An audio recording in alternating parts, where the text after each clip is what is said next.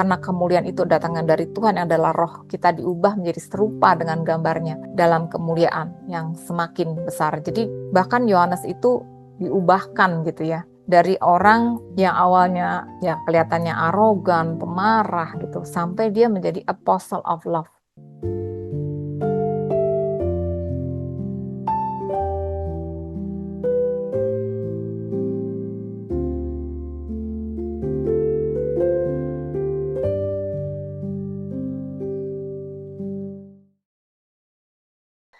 Nah, sekarang kita akan lihat transformasi dari kehidupan Yohanes gitu ya. Menariknya bahwa ada transformasi yang sangat-sangat luar biasa dari kehidupan Yohanes. Yohanes ini dia memang anak pengusaha lah ya, anak orang kaya ya. Tapi dipercaya bahwa ini berdua, dia dan Yakobus itu punya masalah emosional. Gampang sekali marah gitu ya. Di Markus 3, di sini ayat 14-17 dikatakan, iya Tuhan Yesus ya, menetapkan 12 orang untuk menyertai dia dan untuk diutusnya memberitakan Injil dan diberinya kuasa untuk mengusir setan. Kedua belas orang yang ditetapkannya itu ialah Simon yang diberi nama Petrus, Yakobus anak Zebedius, dan Yohanes saudara Yakobus, yang keduanya diberinya nama Boanerges yang berarti anak-anak buruh.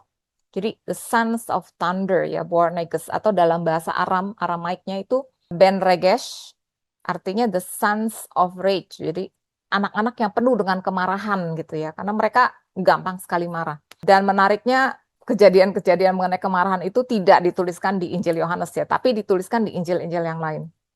Kita lihat di Markus, Injil Markus ayat 38 sampai 40. Di sini Yohanes itu bilang kepada Yesus, "Guru, kami lihat orang yang bukan pengikut kita ngusir setan demi namamu. Lalu kami cegah orang itu karena dia bukan pengikut kita." Jadi istilahnya siapa lo enak-enaknya ya, sembarangan aja pakai ngusir setan pakai demi nama Yesus gitu ya. Jadi dia bilang jangan gitu ya, dia cegah. Tapi kata Yesus, jangan kamu cegah dia, sebab tidak seorang pun yang telah mengadakan mujizat demi namaku dapat seketika itu juga mengumpat aku. Barang siapa tidak melawan kita, ia ada di pihak kita. Jadi Tuhan Yesus malah menegur dia gitu ya.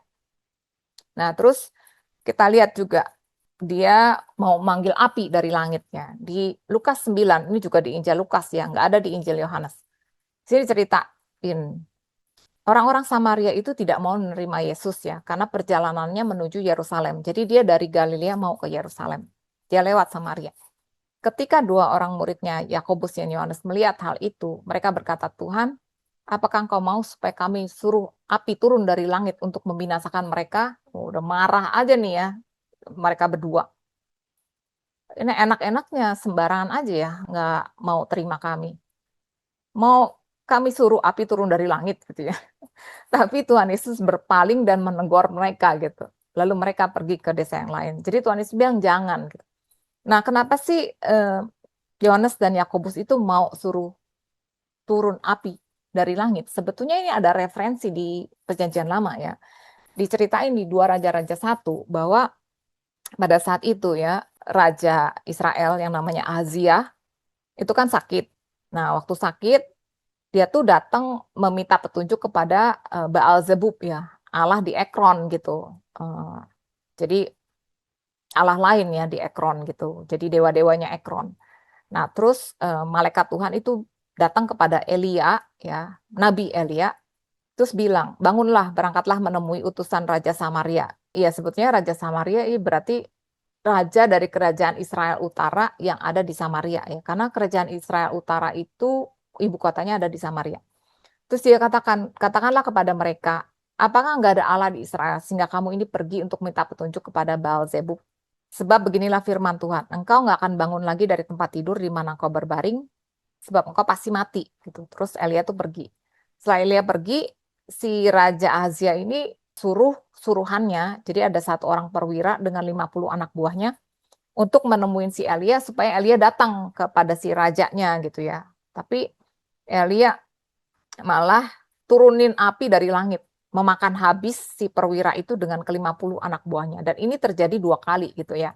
Jadi di sini ada referensi gitu. Jadi dia mungkin Yohanes dan Yakobus mikir siapa nih orang Samaria gitu ya. Emang mau diturunin lagi api dari langit gitu ya. Tapi Tuhan Yesus itu malah mencegah. Nah, kemudian mereka berdua tuh juga minta untuk duduk di samping Tuhan Yesus sebagai penguasa. Diceritain di Markus, ya, Injil Markus. Sini katakan, Yakobus dan Yohanes, anak-anak Zebedius mendekati Yesus dan berkata, Guru, kami harap engkau mengabulkan permintaan kami. Kemudian Tuhan Yesus bilang, apa? Perkenankanlah kami duduk di dalam kemuliaan-Mu kelak yang seorang di sebelah kanan, orang lagi di sebelah kiri. Nah, ini dikatakan bahwa yang meminta itu Yakobus dan Yohanes ya. Kalau kita baca di Injil Matius, itu yang minta bahkan ibunya ya, ibunya Yakobus dan Yohanes gitu. Jadi sebetulnya kan itu adalah tantenya ya, tantenya Tuhan Yesus ya. Karena kan ya Salome itu ibu Yakobus dan Yohanes itu adalah adik dari Maria ya, ibunya Tuhan Yesus. Jadi sebetulnya Yakobus dan Yohanes ini istilahnya sepupunya lah, sepupunya Tuhan Yesus. Terus mendengar itu 10 murid lain tuh marah kepada Yakobus Yohanes. Terus Tuhan Yesus bilang, kamu tahu mereka sebut pemerintah bangsa-bangsa memerintah rakyat dengan tangan besi. Tapi tidak demikian di antara kamu. Barang siapa ingin jadi besar di antara kamu, hendaklah ia menjadi pelayanmu. Barang siapa mau menjadi terkemuka, biarlah ia menjadi hamba. Karena anak manusia juga datang bukan untuk dilayani, melainkan untuk melayani dan untuk memberikan nyawanya bagi menjadi tebusan bagi banyak orang. Jadi di sini Yakobus dan Yohanes percaya bahwa Tuhan Yesus itu Mesias yang diutus yang akan menjadi penguasa. Karena dipercaya Mesias itu akan menjadi penguasa Israel dan akan memulihkan kerajaan Israel. Jadi dipercaya kalau Tuhan Yesus nanti betul-betul jadi penguasa, biarlah mereka jadi tangan kanannya lah istilahnya. Tapi Tuhan Yesus malah bilang, itu yang terjadi di dunia. Tapi di kerajaan Tuhan, siapa yang mau menjadi besar, biarlah dia jadi pelayan. Bahkan Tuhan Yesus sendiri, anak manusia itu datang bukan untuk dilayani, tapi untuk melayani. Gitu. Jadi kita bisa lihat karakter Yakobus dan Yohanes ya. Mereka tuh pemarah, mereka tuh ya kepengen dihargai gitu. Ada arogan sombongnya gitu ya, mau apa manggil api turun dari langit gitu. Nah, tapi kalau kita lihat di surat-surat Yohanes itu dia sangat-sangat berfokus pada kasih. Allah adalah kasih. Di 1 Yohanes 4 ayat 16-19 dikatakan, kita telah mengenal dan telah percayakan kasih Allah kepada kita. Allah adalah kasih. Barang siapa tetap di dalam kasih, ia tetap berada dalam Allah, Allah di dalam dia. Dalam hal inilah kasih Allah sempurna di dalam kita, yaitu kalau kita punya keberanian percaya pada hari penghakiman. Karena sama seperti dia, kita juga ada dalam dunia ini. Dalam kasih tidak ada ketakutan. Kasih yang sempurna melenyapkan ketakutan, sebab ketakutan mengandung hukuman dan barang siapa takut, ia tidak sempurna dalam kasih. Kita mengasihi karena Allah lebih dulu mengasihi kita. Jadi terus jadi surat-suratnya dia terus sekali berfokus kepada kasih Tuhan gitu ya. Nah, sekarang kita lihat kenapa dia bisa akhirnya bisa berubah gitu ya. Kita bisa lihat bahwa dia tuh betul-betul mengalami Yesus. Dia mengerti identitas Tuhan Yesus ya, dia adalah Mesias, dia adalah Allah. Tapi yang penting juga dia tuh mengerti akhirnya identitas dia di dalam Kristus. Di Injil Yohanes, dia tuh menulis bahwa dia adalah murid yang dikasihi Yesus. Di Injilnya dia sendiri ya, sementara di Injil yang lain nggak ada tuh dibilang bahwa dia adalah murid yang dikasihi. Tapi dia tahu bahwa dia adalah murid yang dikasihi. Bukan berarti bahwa Tuhan Yesus itu cuman mengasihi atau sangat mengasihi Yohanes lebih dari yang lain. Enggak. Tapi Yohanes itu tahu bahwa dia adalah murid yang dikasihi gitu ya. Di Yohanes 13, di sini kita bisa lihat ya, pada saat-saat apa dia tuh menuliskan bahwa dia adalah murid yang dikasihi Yesus. Jadi di Yohanes 13, ini pada saat Tuhan Yesus itu sudah membasuh kaki murid-muridnya ya, di situ ya dikatakannya. Terus Tuhan Yesus bilang dia sangat terharu. Terus dia berkata, aku berkata kepadamu, sungguhnya seorang di antara kamu akan menyerahkan aku. Terus murid-muridnya memandang seorang pada yang lain. Mereka mikir siapa gitu ya. Terus seorang di antara murid Yesus, yaitu murid yang dikasihinya, dia sendiri, ya dia ngomong mengenai murid yang dikasihi Yesus, itu bersandar dekat kepadanya di sebelah kanannya. Terus Simon Petrus itu memberi isyarat dan bilang kepada Yohanes ya, tanya, siapa yang dimaksudkan Yesus gitu ya. Terus murid yang duduk di dekat Yesus itu berpaling dan berkata, Tuhan, siapakah itu? Tuhan Yesus bilang, dialah itu yang kepadanya aku akan memberikan roti. Sudah aku mencelupkannya. Sudah itu, kemudian Tuhan Yesus mengambil roti, mencelupkannya dan memberikannya kepada Yudas, anak Simon Iskariot. Jadi Yohanes ini adalah satu-satunya yang tahu siapa yang mengkhianati Tuhan Yesus. Yang lain gak ada yang tahu ya, karena Tuhan Yesus hanya mengungkapkan kepada dia. Terus di Matius ya, Injil Matius, kemudian diceritakan kan bahwa Tuhan Yesus itu ditangkap, semua murid meninggalkan dia, melarikan diri. Sesudah mereka menangkap Yesus, mereka membawanya menghadap Kayafas, imam besar itu. Di situ telah berkumpul ahli-ahli Taurat dan tua-tua. Sebenarnya di sini dikatakan semuanya meninggalkan dia, melarikan diri ya pada saat ditangkap. Tapi sebetulnya sesudah itu Yohanes dan Petrus itu datang. Ya, sampai akhirnya kita tahu Petrus itu ketika ditanya dia menyangkal Yesus. Tapi Yohanes itu ngikutin sebetulnya ngikutin Tuhan Yesus. Kita bisa lihat di Yohanes 18.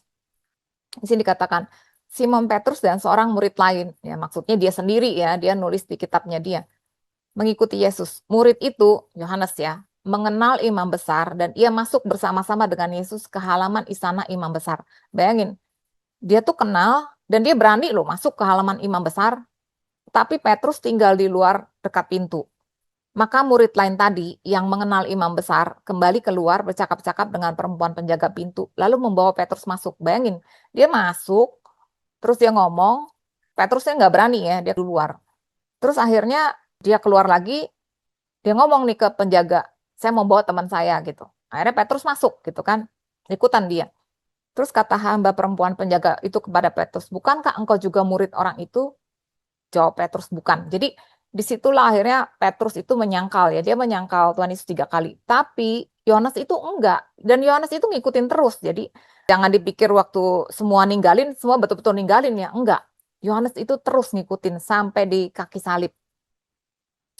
Nih di Yohanes 19 diceritain ayat 25-27. Dan dekat salib Yesus berdiri ibunya dan saudara ibunya, Maria istri Kleopas dan Maria Magdalena. Jadi saudara ibunya Salome, kemudian Maria Kleopas istri. Kleopas itu saudara dari Yusuf ya. Kemudian juga Maria Magdalena. Ketika Yesus melihat ibunya dan murid yang dikasihinya, ya ini Yohanes sendiri ya, di sampingnya dia berkata kepada ibunya, "Ibu, inilah anakmu." Kemudian katanya kepada muridnya, "Inilah ibumu." Sejak saat itu murid itu menerima dia di dalam rumahnya. Jadi bahkan Tuhan Yesus itu mikirin mamanya ya. Dia pikir ini gimana yang terjadi dengan ibunya, karena dia tahu Maria itu pasti sangat-sangat luar biasa sedihnya gitu ya. Tapi dia bilang bahkan sama Yohanes, ini ibumu. Kemudian ibu ini maksudnya Yohanes lah anakmu gitu ya, yang menggantikan dia gitu. Sampai akhirnya ya Yohanes yang merawat Maria sampai dia meninggal di Efesus.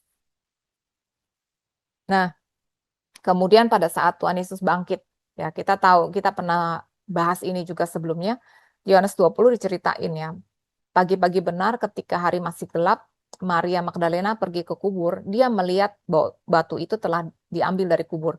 Kata melihat di sini adalah blepo ya, dia melihat dengan matanya dia gitu. Terus sudah gitu dia lari, Maria Magdalena lari mendapatkan Simon Petrus dan murid lain yang dikasihi Yesus. Itu adalah Yohanes itu sendiri ya, di Injilnya dia. Kemudian Maria itu bilang, Tuhan telah diambil orang dari kuburnya, kami tidak tahu di mana ia diletakkan. Terus berangkatlah Petrus dan murid yang lain itu ke kubur gitu ya.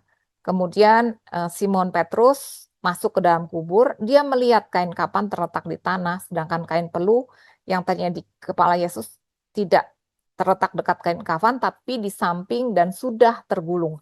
Ketika Petrus itu melihat, katanya di situ adalah theoreo dalam bahasa Yunani. Dia melihat dengan logik, dengan berpikir. Jadi dari akar kata yang sama dengan teori ya. Dia berteori gitu. Ini kenapa nih? Dia pasti dicuri nih. Kenapa dicuri? Siapa yang curi gitu? Itu yang ada di otaknya Petrus ketika dia ngelihat kain kafan itu. Tapi kemudian dikatakan, maka masuklah juga murid yang lain, ya, Yohanes itu sendiri. Dan ia melihatnya dan percaya. Kata melihat di sini dalam bahasa Yunani adalah eiden ya. Eiden artinya melihat dengan mata spiritualnya dia. Dia melihat, dia ingat apa yang Tuhan Yesus katakan dan dia percaya. Satu-satunya yang percaya pertama kali bahwa Yesus itu bangkit adalah Yohanes. Kemudian kita tahu bahwa setelah itu Petrus itu bilang, ayo kita tangkap ikan. Nah akhirnya Tuhan Yesus tuh menampakkan diri ya. Tuhan Yesus itu bilang, anak-anak kamu punya lauk pauk? Nggak ada gitu ya. Nah yang lain tuh nggak tahu bahwa itu Tuhan Yesus gitu kan. Terus dikatakan Tuhan Yesus bilang, tebarkan jalamu ke kanan. Akhirnya mereka menebarkan, mereka dapat ikan. Kemudian dibilang murid yang dikasih Yesus, jadi Yohanes ya, itu berkata kepada Petrus, itu Tuhan, bayangin. Dia tuh yang pertama kali sadar bahwa ini adalah Yesus gitu. Yang lain tuh nggak tahu gitu, lelet gitu ya, lemot, nggak ngeh gitu. Tapi Yohanes tuh pertama kali ngeh, itu Tuhan. Ketika Petrus dengar, dia pakai pakaian, terus dia terjun ke danau gitu ya. Dan akhirnya setelah itu diceritain ya bahwa Tuhan Yesus itu nanya Petrus, apakah engkau mengasihi aku gitu 3 kali. Dan itu hanya diceritakan di Injil Yohanes. Terus di sini dikatakan ketika Petrus berpaling, dia melihat bahwa murid yang dikasih Yesus, ini dikatakan lagi murid yang dikasih Yesus, Yohanes itu sendiri ya, sedang mengikuti mereka, dia tanya, Tuhan, apa yang akan terjadi dengan dia ini, dengan murid yang dikasih Yesus? Terus Tuhan Yesus bilang, kalau aku hendaki supaya ia tinggal hidup sampai aku datang, itu bukan urusan kamu, tapi engkau ikutlah aku, gitu. Jadi akhirnya Tuhan Yesus bilang, kamu tuh nggak usah ngurusin dia, kamu ikutin aku aja, gitu. Jadi rada-rada kepo nih si Petrus, gitu ya. Nah, terus akhirnya di situ dikatakan bahwa Yesus tidak mengatakan pada Petrus bahwa murid itu nggak mati, tapi kalau aku hendaki supaya dia hidup sampai aku datang, itu bukan urusanmu. Dan itu terjadi ya, karena akhirnya ya Yohanes melihat Yesus datang kedua kali di dalam penglihatan dia di Pulau Patmos. Nah, Alkitab memang tidak menceritakan ya, tapi sejarah dan tulisan-tulisan itu menceritakan bahwa Kaisar Roma itu Domitian itu ketika tahu bahwa Yohanes itu masih hidup, salah satu murid Yesus masih hidup dan tetap memberitakan Injil di Efesus, dia tuh anggap itu sebagai ancaman. Takutnya orang-orang nanti akan memberontak gitu ya. Akhirnya dia memerintahkan supaya Yohanes ditangkap, terus untuk dimasukkan ke dalam minyak yang mendidih. Bayangin, minyak yang mendidih. Dan itu dipercaya terjadi di Koloseum ya. Kalau pernah ke Roma, itu ada Koloseum, tempat orang biasanya gladiator ya. Orang dengan orang atau dengan binatang gitu. Dan dia ada di situ. Tujuannya apa? Supaya kasih tahu ke orang ini loh. Kalau berani-beraninya memberontak gitu ya, berani-berani yang menyebarkan Injil, kan jadi kayak gini gitu. Tapi yang ada bukannya mati, dia malah nggak kenapa-napa dan dari tengah-tengah minyak yang mendidih dia malah memberitakan Injil, bayangin. Jadi akhirnya Kaisar ini ketakutan dan akhirnya dia perintahkan untuk dia dibuang ke Pulau Patmos. Yohanes diasingkan ke Pulau Patmos ya. Pulau seperti Nusa Kambangan yang memang untuk mengasingkan para tahanan politik. Tapi akhirnya di situ dia malah mendapatkan wahyu. Yesus Kristus menuliskannya di kitab Wahyu. Dan setelah Kaisar Domitian itu mati, ya, dia akhirnya Yohanes dikembalikan ke Efesus sampai dia meninggal di Efesus gitu ya. Jadi masih ada juga Basilika St. John ya, di sana yang dipercaya adalah tempat kuburnya Rasul Yohanes. Jadi di sini kita bisa lihat perubahan yang drastis gitu dari Yohanes yang awalnya dikatakan Son of Thunder gitu, jadi sampai Apostle of Love. Dari kita lihat di 2 Korintus 3, 17-18 dikatakan, sebab Tuhan adalah roh, dan di mana ada roh Allah, di situ ada kemerdekaan. Kita semua mencerminkan kemuliaan Tuhan dengan muka yang tidak terselubung. Karena kemuliaan itu datangnya dari Tuhan yang adalah roh, kita diubah menjadi serupa dengan gambarnya dalam kemuliaan yang semakin besar. Jadi bahkan Yohanes itu diubahkan gitu ya. Dari orang yang awalnya ya kelihatannya arogan, pemarah gitu, sampai dia menjadi apostle of love. Bayangin, dan dia sampai inget sedetail-detailnya gitu ya. Itu nggak mungkin kalau dia tidak merenungkan itu setiap hari. Tidak mikirin gitu, dia nggak mungkin gitu. Dia pasti itu masuk nggak cuma ke otak tapi di dalam hatinya dia gitu ya. Sampai akhirnya dia juga diubahkan menjadi seperti Kristus. Jadi seperti namanya dia ya, Yohanan, yang artinya God's grace, kasih karunia Tuhan. Itu dia betul-betul menghidupi kasih karunia Tuhan ya, sampai akhirnya dia bisa hidup dan berkuasa. Halo semuanya, salam sejahtera dan semoga semua dalam keadaan sehat. Selamat berjumpa dalam Grace for Indonesia. Nama saya Rita, dan jika saudara belum mengenal Tuhan Yesus dan mau mendapatkan hidup yang kekal, saya undang saudara untuk menerima Dia di dalam hidupmu. Mari kita berdoa bersama-sama dan ikuti kata-kata saya. Tuhan Yesus, aku bersyukur karena Engkau mengasihi aku. Aku mengaku bahwa aku adalah orang berdosa dan membutuhkan pengampunan-Mu. Aku percaya Engkau adalah firman Tuhan yang datang dari surga. Engkau mengasihi aku dan mau mati di salib untuk menebus semua dosaku. Aku mengundang Engkau Tuhan untuk masuk ke dalam hatiku sebagai Tuhan dan Juru Selamat pribadiku. Dan biarlah Roh-Mu sendiri yang menuntun aku untuk hidup bagimu, mulai dari sekarang sampai selamanya. Di dalam nama-Mu Tuhan Yesus, aku berdoa, amin. Nah, jika saudara baru saja menerima Tuhan Yesus sebagai Tuhan dan Juru Selamat saudara, selamat saudara sudah menjadi warga kerajaan surga. Teruslah belajar kebenaran melalui firman-Nya. Firman Tuhan di 2 Petrus 1 ayat 2 mengatakan, kasih karunia dan damai sejahtera melimpahi kamu oleh pengenalan akan Allah dan akan Yesus Tuhan kita. Jadi semakin kita mengenal Tuhan, semakin kita dilimpahi oleh kasih karunia dan shalom. Shalom itu termasuk kesehatan, penyediaan, damai sejahtera, dan sukacita. Kita punya Tuhan yang luar biasa. Saya berharap apa yang kami bagikan memberkati saudara, dan kalau saudara punya pertanyaan mengenai topik yang kami bahas ataupun mengenai firman Tuhan, silakan masukkan ke dalam komen. Kalau video ini memberkati saudara, tolong di like, subscribe, dan di share supaya menjadi berkat juga buat banyak orang. Terima kasih, Tuhan Yesus memberkati.